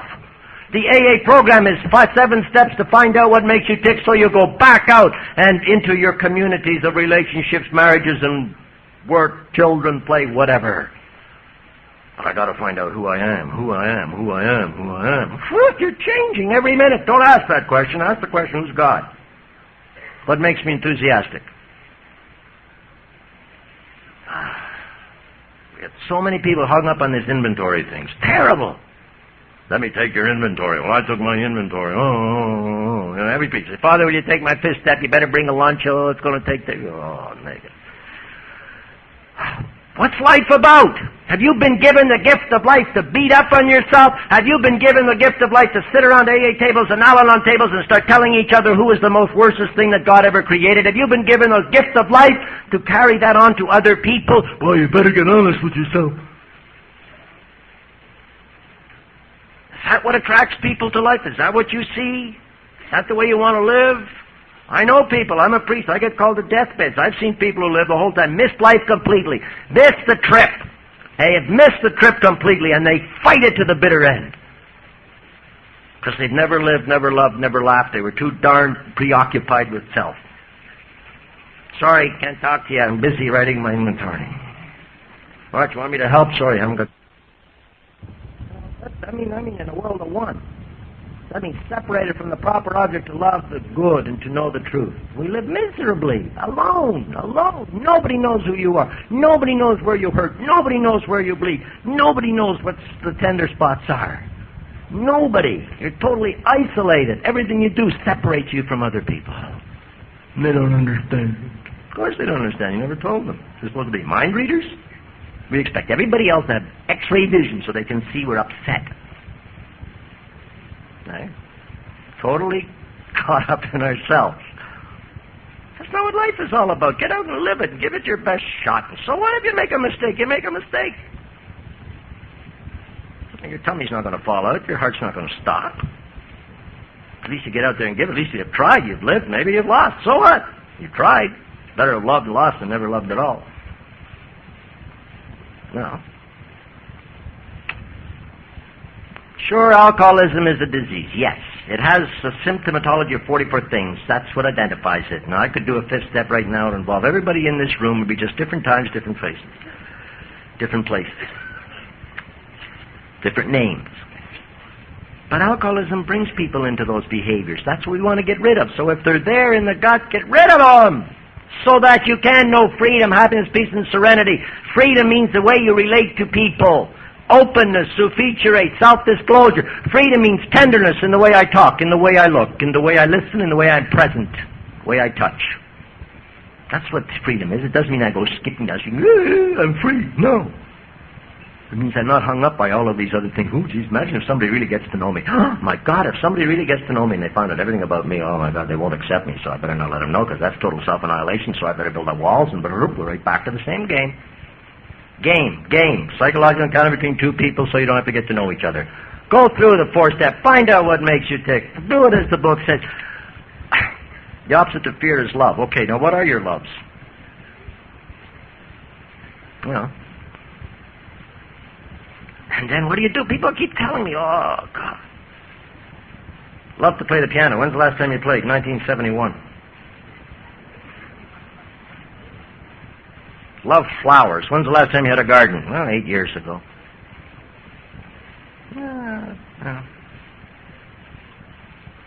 It means action. So that's what got to get them down. Like I flew on the airplane today. When they met me, I flew with a lady. She was 87 years old today. She had more spunk in her than I have. Right? Flying air with her puppy dog. Ask the stewardess if my puppy dog's okay. So I'll send her down below. Where was I? Springfield. Long time ago, a guy said to me, send me to the airport. This guy in AA, he's dead now. He says, go meet him. I said, how the heck am I going to meet him in an airport? I mean, Detroit Metropolitan Airport. He says, you'll meet him. He'll have a smile on his face. He'll be trying to help somebody. And by God, I went out to the airport and I picked him out like nobody's business. Right? I can ever see people in the airport. They look worse than church on Sunday. They're really in pain. Pain. Oh my God, time. I should talk to you about time. We never take the time to help some stranger. So ever since he said that to me, I help people in airports. And because I have a collar on, they don't think they're going to get attacked. All I see are souls anyway. So. Little black lady, a little black baby. Beautiful black woman. A little black baby. Baby was 2 weeks old. Right? She was in Atlanta.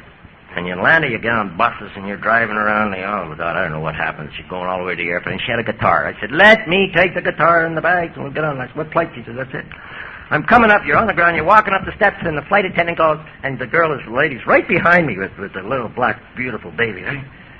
And the flight attendant goes, Father plays the guitar. I said, I bought it for my kid.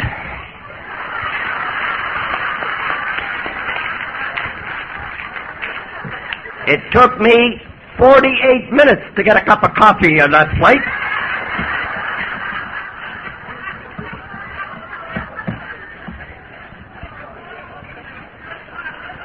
I had red on the inside of my jacket, a red flag. She says, you're not supposed to wear red. I said, you never met a cardinal?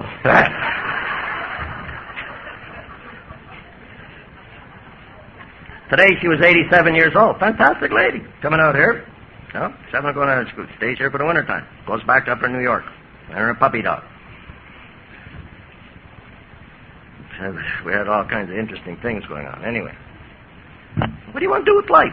Want to walk around like, well, oh, what a pain this is. Some kids come to me in treatment. Older people come to me in treatment. I say, how old are you? They say, I'm 40. I said, good, you got 30 years to go. God, don't remind me.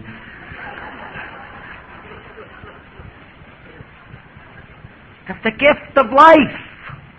I see death enough. I see it a lot because, I kind of lead a sheltered life, so I get called upon to do a lot of things. People want Father Quinn to show up at their bed, and I see when people have lived a meaningful, purposeful, rich life, unselfishly. To be unselfish, the cause of all of our problems are selfishness. Self-centeredness, that we believe is the cause of our problems. Self-seeking, self-pity, we step on the toes of others. They retaliate. War, power struggle, I'll fix you, get something on the person and hold it behind your back till they step in front of you. Slappo, got him, power struggle. In AA, it's got to be very different. It's got to be built on weakness, acceptance of our illness, disease. Total disarmament. Total disarmament. Total vulnerability. I've been hurt once, I'll never open myself up to be hurt again. Good, come and see me and we'll take you to church, I'll bury you. I have some friends that are morticians. You're dead! Never be hurt again. Yeah, you get hurt a lot, so what? You know, that's how you grow up, the little stretch marks. But you got to make some sense into it. It's there for a purpose. Find out what makes you enthusiastic. Find out what your hopes are. Find out what your aspirations are. What do you want? If they were doing a movie of your life, what do you would write the script to be? What do you want on the tombstone? You know what the tomorrows are? The tomorrows and the tomorrows of your life are what you're doing today, just a little more of the same. In the fifth step, you sit down with another human being and you say, this is me. This is me. Self-disclosure. This is what alcoholism cost in my life, in my marriage, in my life, da-da-da-da-da-da-da. And these are the future things that I want to happen in life. Every action that's meaningful with the alcohol and the alcoholic family is positive action oriented to the future. God does not give one red hoot about the past. Really. So please, forget it. If it's bugging you, put it down, tell it to somebody, get rid of it. You're never going to live it again. I get so many letters. Nobody can forgive me for the things that I've done. That is totally wrong. We are all human beings. We are all sinners. We are all living in a broken human condition. We all need salvation. We need God's help. We need each other, you know. And every sin you've ever committed is a shortcut to love. Quit playing God. So we get in the fifth step and you sit down with people and you say, hey, this is me. And these are my aspirations, my hopes. This is what I want the script to be. This is what I want the tombstone to be. This is what I want people to remember. Okay, these are the things that mess me up in life, okay? Fine. Get rid of them. All God's saying is, I want you to remember me as forever loving you. I don't care what went on in the past. When Christ walked into those disciples who promised that they would stay with him all his life, we'll never let you down. You're going to betray me. Never. And you know what happened to Judas Iscariot came, right? And Peter, he was a drunk. Peter was going to be the first pope. Woo, whoopee, you know, white shoes and all. I'll get an 8-horse chariot. Yeah. I'll never deny you. Oh, no. A little 15-year-old girl comes up to Peter and says, hey, Peter, you know him, don't you? She said, I never saw the guy before in my life. After they all denied him, the only one saving the teeny bubber, our Lord appeared to them, right? And they're all sitting there saying, oh, geez, Ma, look what they've done to our boss now. Did we ever get sucked in? We thought we were going to be the big leaders of this great army with nothing but power and money, and look at us now. We're all caught in this room dying of fear because if they come in this room, they'll decapitate us. Wow, what a mistake. Our Lord came into them and he didn't do what I would have done. You know, I would have walked into that room on Easter Sunday and said, where the hell were you guys Friday afternoon at 3 o'clock?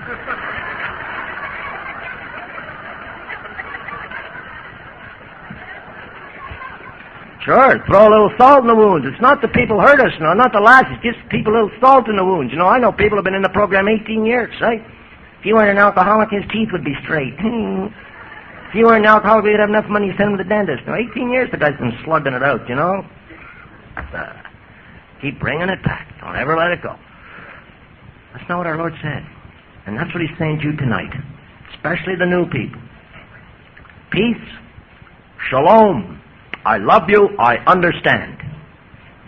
Now, if you can get out of yourself and your own self-little preoccupation and start believing that, you know, and saying there is hope, which is a personal commitment to the not yet certain. I don't know how I'm going to die, but I've been doing this since 65 and it works pretty darn well, and it looks like a lot of other people have, and they look pretty darn well to me. Peace, shalom, I love you, I understand. Forget about all of the other stuff and say, hey, the future, positive action oriented to the future. What do I want my life to be? You know, if I want to be a carpenter, then I better start hammering nails in wood. If I want to play the piano, I better start practicing, right? Whatever. Don't wish it to happen, because it won't happen. But live it to happen, and it will. And the only way you're going to get good positive actions about yourself and start developing self-worth, in which you are then able to practice unconditional love, that is not laying a whole bunch of demands on people, and start doing good positive action. Don't do the good positive action, you won't get the good negative, the good positive feelings. But do negative things and you'll go into depression. And worry and self-pity. Do selfish things. More depression, worry, self-pity. Do things for me where I step on other people. More worry, self-pity, depression. What's the use? You know, what goes around comes around. Now start getting out of yourself in a little bit of service to other people, and that's what AA and Al-Anon is all about. And all of a sudden you realize that the mountains don't block the view so much anymore. And you kind of get a different world vision. I know a guy left Detroit 2 years ago because the sidewalks were too narrow. I mean, this guy was really getting negative. The dance starts at 10.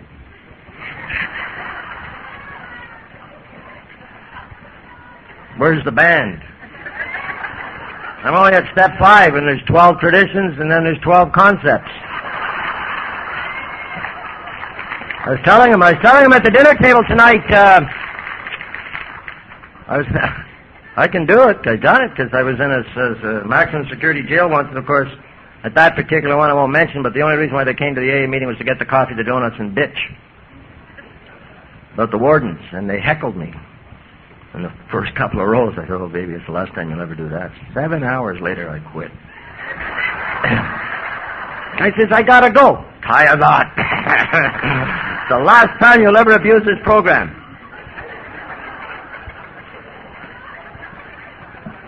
So now make sure you don't come for the coffee and the donuts. But I do it. Empty barrels make an awful lot of noise. No, really, all I'm saying is, hey, you want to have some fun in life? You know, the only reason why people do things repetitively is because it is rewarding for them to do. That's what alcoholism is, too. Also, if alcoholism wasn't rewarding for you in the beginning, you would not continue to drink. You remember the times where your wife or the Al-Anon said to you, if you're going to drink tonight, I'm going to stick with you drink for drink and show you what a fool you make of yourself, right? And after 5 drinks, they were messing up the living room, you know, the car.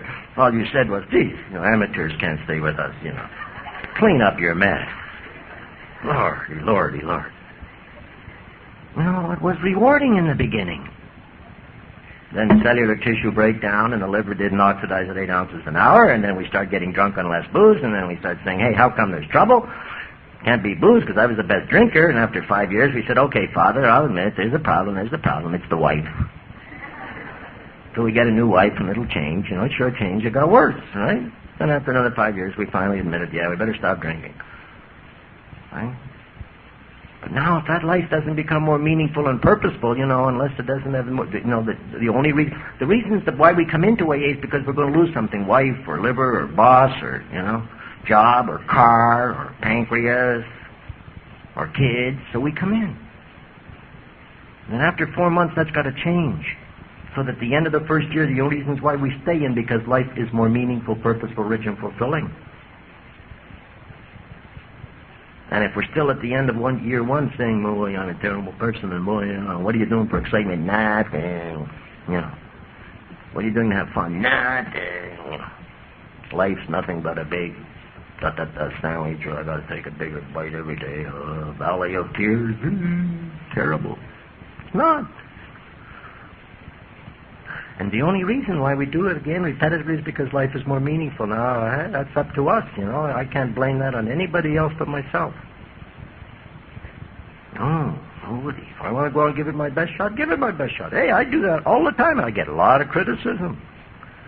Sure. I've got a philosophy, and I get kicked in the fanny lots of times, but I got a philosophy in life that if they're kicking me in the fanny, it proves to me one thing, I'm out front. And if they're running me out of town, I get out front of the run and it can look like a parade, right?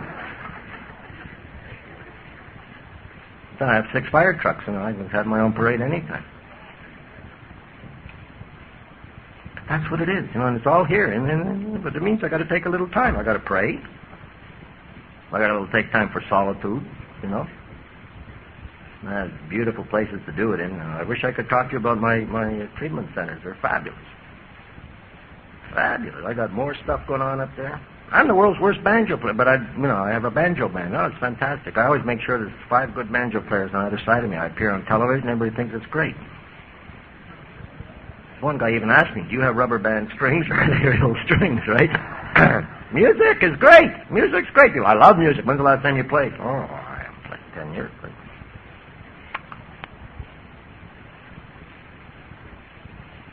How do you want to live?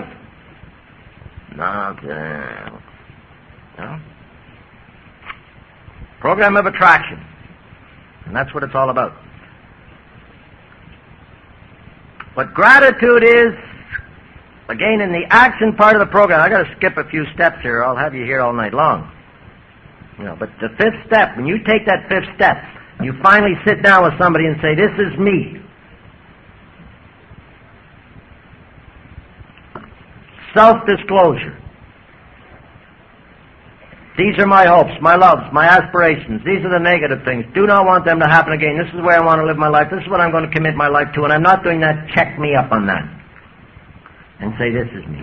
This is where I hurt. This is where I bleed. This is where I cry. And for the first time in your life, I don't care if you've been in a Catholic seminary like I was for 10 years or whatever, 8, in medical school. For the first time in your life, you're going to accept your humanity.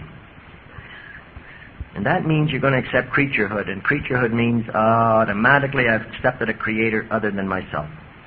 And then I start learning something about forgiveness. Now, this is very profound. You can go to all the AA meetings in the world, all the AA roundups. You'll never know what I'm talking to until you sit down with somebody and say, this is me.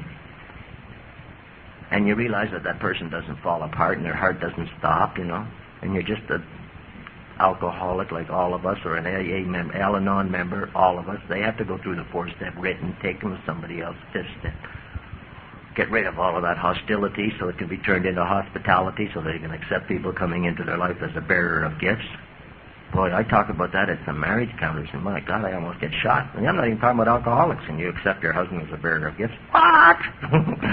Terrible. Every time I do a marriage, I make everybody in the church, who's married, express their marriage vows again and tell each other that they love each other. These guys faint. Choke. Can't do it. You do that, you sit down with somebody, right, and then you finally accept your creaturehood. You accept your creaturehood and a creator other than you, and all of a sudden you know that there's such a thing as forgiveness at gut level, and you start smiling.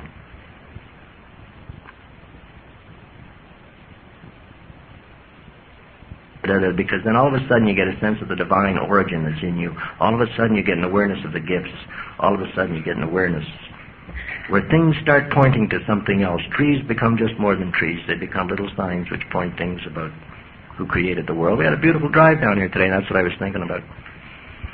Flowers. Do you know why birds sing? Because they have a song. What is your song? I haven't got one. Get one.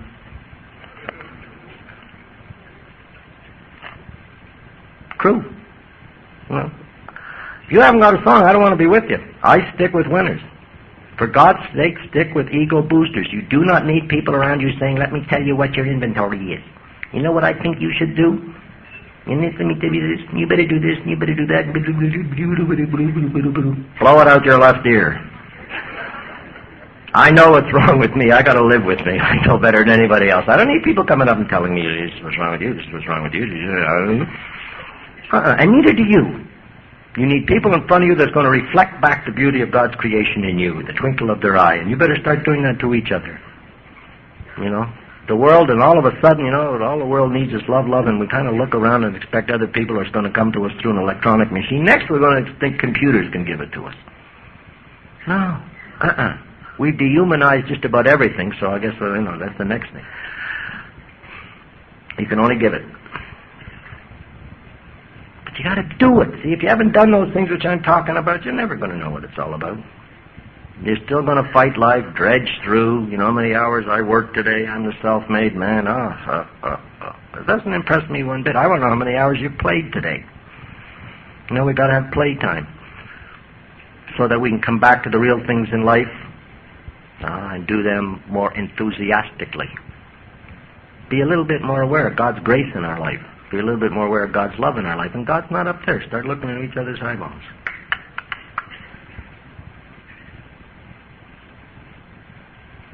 Commitment, decisions. That's what I'm talking about. I'm not talking about feelings and emotions and Hollywood and isn't it lovey-dovey and cozy-wozy and kissy-kissy, hug your face up.